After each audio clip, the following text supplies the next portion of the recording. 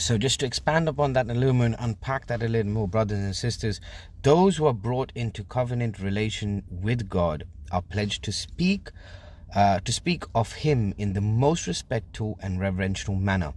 Many refer to God and mention his name in their religious conversation, much as they would mention a horse or any other common creature. This dishonors God. By precept and example, parents should educate their children on this point, lest by irreverence they grieve away God's spirit from their hearts and the hearts of their children. Ministers, by carelessly introducing the name of God in their conversation, may teach lessons of irreverence.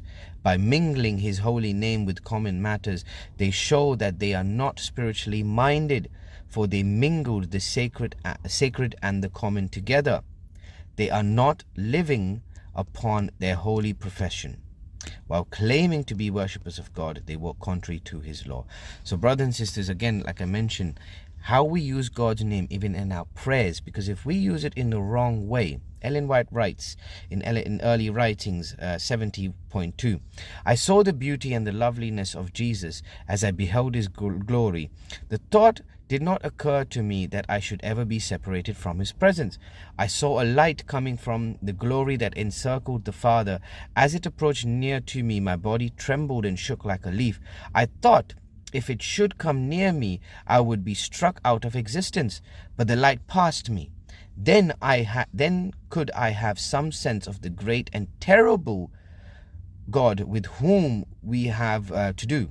I saw then that what faint views some have of the holiness of God, and how much they take his holy and reverend name in vain, without realizing that it is God, the great and terrible God, of whom they are speaking.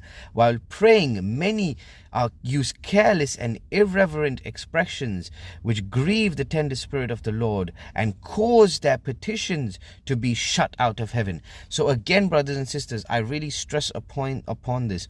Using God's name is not only when the heathen swear and curse by God, but also as Christians, as Adventists, as believers of the word. If we use God's name carelessly in a common context, when we are praying or when we are trying to educate or edify someone by the word, and we use it carelessly, we shut out our petitions from heaven, and we grieve the Spirit of God, because we are not using God's name with reverence, with purity, and with holiness, because that's how majestic his name is. So be very careful and very, very, brothers and sisters, how you use the name of God.